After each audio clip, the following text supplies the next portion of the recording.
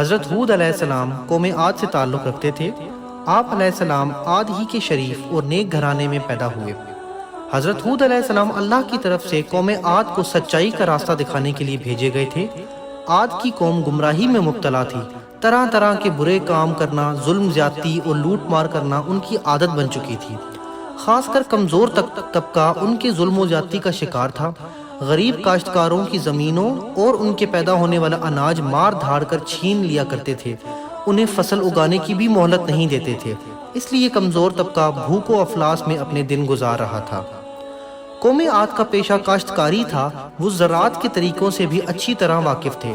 اس کے علاوہ پہاڑوں کی چٹانیں کاٹ کر ان پتھروں سے مضبوط عمارتیں بناتے، پہاڑوں کے غاروں میں بھی رہتے تھے، پتھروں سے شکار کرتے تھے، جانوروں کو آگ میں بھون کر کھاتے تھے۔ عاد کے لوگ عیش و عشرت کی زندگی بسر کر رہے تھے، لیکن غریب اور محتاجوں کا خیال نہیں رکھتے تھے۔ بھوکوں کو کھانا نہیں کھلاتے تھے، بلکہ ان کے پاس جو کچھ بھی کھانے کے لیے ہوتا تھا چھین لیتے تھے۔ جو لوگ اللہ کو بھول کر پتھروں کو پوجتے، ان کے دل رحم سے خالی ہوتے تھے۔ عاد کی قوم بھی مورتیوں کو پوجتی تھی۔ عاد کی قوم کے لوگ ان کے آگے سجدہ کرتے تھے، ان سے مرادیں مانگتے تھے۔ حضرت ہود علیہ السلام اللہ کے نبی تھے۔ وہ بت پرستی سے روکتے تھے، ظالموں کو ظلم کرنے سے روکتے تھے، ایک اللہ کی طرف بلاتے تھے۔ آپ علیہ السلام اپنی قوم سے کہتے، اے قوم، اللہ ہی کی عبادت کرو، اس کے سوا کوئی بھی عبادت کے لائق نہیں۔ وہی ایک ذات ہے جس کی عبادت کرنی چاہیے، جس نے زمین، آسمان، شجر اور ہجر پیدا کیا۔ اے قوم، تمہیں کیا ہو گیا ہے کہ اللہ کو چھوڑ کر بتوں کو پوج رہے ہو؟ ان بتوں کی پوجا سے تمہیں کچھ حاصل نہیں ہوگا، یہ تمہاری سراسر جہالت اور گمراہی ہے۔ بہتر یہی ہے کہ تم ان بتوں سے منہ موڑ لو جنہیں تم نے اپنے ہاتھوں سے بنایا ہے۔ حضرت ہود علیہ السلام نے اپنی قوم کو نصیحت کرتے ہوئے کہا، اللہ تعالیٰ نے تمہیں اور ساری کائنات کو پیدا کیا، زمین میں رزق کا سامان پیدا کیا، تم کھیتی باڑی کرتے ہو، تم زمین سے زیادہ اناج حاصل کرتے ہو، اس کے باوجود تم دوسروں کا اناج چھینتے ہو۔ بلکہ تمہیں تو چاہیے تھا کہ اپنے اناج سے محتاجوں اور غریبوں کا حصہ نکالتے، بھوکوں کو کھانا کھلاتے، تاکہ وہ بھی تمہاری طرح زندہ رہ سکیں، لیکن تم ایسا نہیں کرتے۔ جو کچھ اللہ نے تمہیں دیا ہے اس کا شکر بجا لاؤ۔ اس کا طریقہ یہ ہے کہ جن کے پاس اناج نہیں ہے تم انہیں کھانے پینے کا سامان دو۔ اگر تم ایسا نہیں کرتے تو یہ تمہاری بدبختی کی علامت ہے۔ حضرت ہود علیہ السلام کی نصیحتیں سن کر لوگ جواب دیتے، ہم سے کیا چاہتے ہو؟ ہم جو کچھ کرتے ہیں ہماری اپنی مرضی ہے، ہم اپنی محنت سے اناج پیدا کرتے ہیں، ہم کسی بھوکے کو کیوں کھلائیں گے؟ ہمارے پاس جتنا اناج ہوگا ہم طاقتور کہلائیں گے، ہم وہی کرتے ہیں جو ہمارے باپ دادا کیا کرتے تھے۔ حضرت ہود علیہ السلام کہتے ہیں کہ مجھے اللہ نے نبی بنا کر بھیجا ہے تاکہ تم کو اچھی باتیں بتاؤں اور بری باتوں سے آگاہ کروں اور برے کاموں کو روکوں۔ اگر تم صحیح اور سیدھا راستے پر نہیں چلو گے تو اللہ کے عذاب سے نہیں بچ سکتے۔ حضرت ہود علیہ السلام بار بار اپنی قوم کو نصیحت کرتے، ایک مرتبہ پھر آپ نے انہی باتوں کو دہرایا، اے قوم، میری بات مان لو، میں تمہارا بھلا چاہتا ہوں، جو کچھ میں کہتا ہوں اسی میں تمہاری بھلائی ہے۔ حضرت ہود علیہ السلام نرمی سے سمجھاتے کہ کسی کمزور پر ظلم نہ کرو، کسی کا رزق تنگ نہ کرو۔ انہیں پیار سے سمجھاتے کہ اے قوم، میں تمہارا بھائی ہوں اور دوست ہوں، میں تم سے کچھ نہیں مانگتا، جو کچھ کرتا ہوں اس کا صلہ مجھے اللہ دے گا۔ قوم کا شبہ دور کرتے ہوئے کہتے، اے قوم، کیا تم یہ سمجھ رہے ہو کہ مجھ پر ایمان لاؤ گے تو تمہاری کھیتی باڑی برباد ہو جائے گی اور تمہارے عیش و عشرت میں خلل پڑ جائے گا؟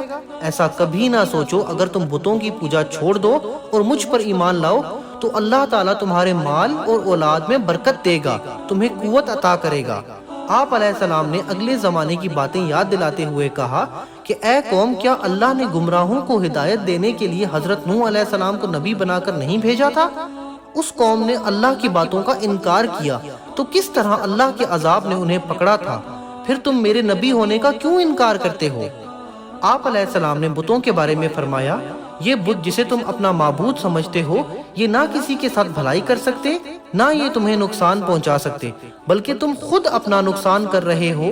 آپ علیہ السلام نے انہیں آگاہ کرتے ہوئے کہا، اے قوم، تمہارے جھوٹے معبودوں پر میں نہ ایمان لاؤں گا نہ میں ان سے ڈروں گا۔ میرا بھروسہ اللہ پر ہے جو تمہارا اور ہمارا پروردگار ہے۔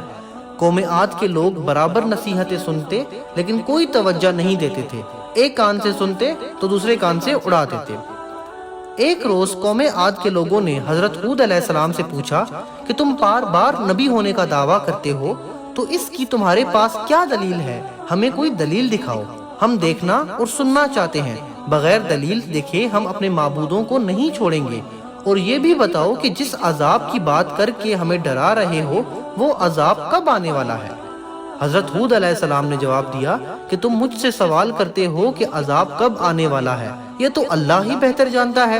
میں تو صرف اللہ کا پیغام پہنچانے والا ہوں اور آنے والے عذاب سے خبردار کرنے والا ہوں۔ ان تمام کوششوں کے باوجود گمراہ قوم راہ راست پر نہ آئی۔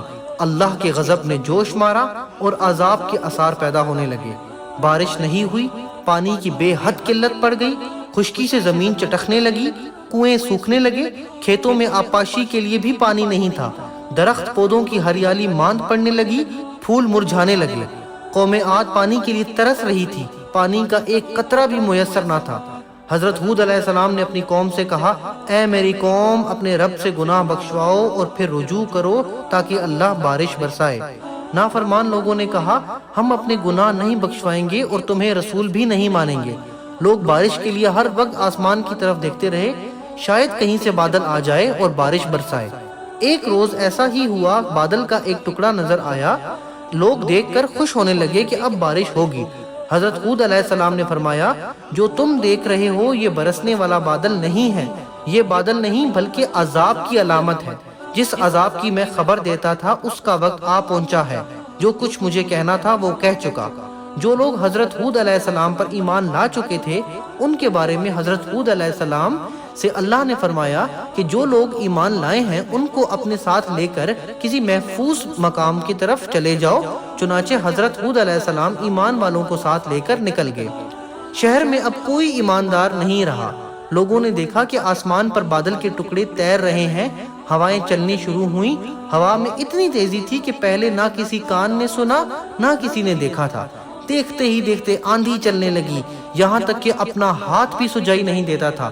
ہر طرف مٹی اور دھول اڑ رہی تھی، بڑے بڑے درخت جڑ سے اکھڑنے لگے تھے، ہر طرف اندھیرا چھا گیا، ہر شے ہوا میں اڑنے لگی، آدمی بھی نہیں ٹھہر سکتا تھا نہ بیٹھ سکتا تھا۔ ہوا کے زور سے بڑی بڑی مضبوط عمارتیں بھی گر گئیں، ہر طرف چیخ و پکار کی آوازیں ہواؤں کے شور میں دب کر رہ گئیں۔ قوم عاد کو اپنے مضبوط مکانوں پر بڑا ناز تھا، یہ تمام مکانات زمین بوس ہو گئے، زمین پر کچھ بھی نہیں بچا۔ یہ آندھی 8 دن اور 7 راتیں رہیں، جب آندھی تھمی تو لاشوں کا پتہ بھی نہ تھا۔ عاد کی قوم نے غرور و تکبر کیا، ایک اللہ کو چھوڑ کر بتوں کو ماننے لگے، انہی سے مرادیں مانگا کرتے تھے، نبی کی باتوں کا انکار کیا کرتے تھے۔ جب عذاب کے دن قریب آنے لگے تو اللہ نے نیک لوگوں کو بچا لیا، گمراہوں کو عبرتناک سزا ملی۔ عاد کی قوم کا صرف کتابوں میں ذکر پایا جاتا ہے۔ تباہ شدہ شہر کے کھنڈرات آج بھی درس عبرت دینے کے لیے زمین پر دیکھے جا سکتے ہیں۔ حضرت ہود علیہ السلام کا مقبرہ حضر موت میں مقلا سے 90 میل شمال کی جانب ہے۔ اس کے چاروں طرف کھنڈرات اور کتبے کثرت سے بکھرے پڑے ہیں۔ لوگ ہر سال رجب کے مہینے میں اس مقبرے کی زیارت کرتے ہیں۔ جزاک اللہ۔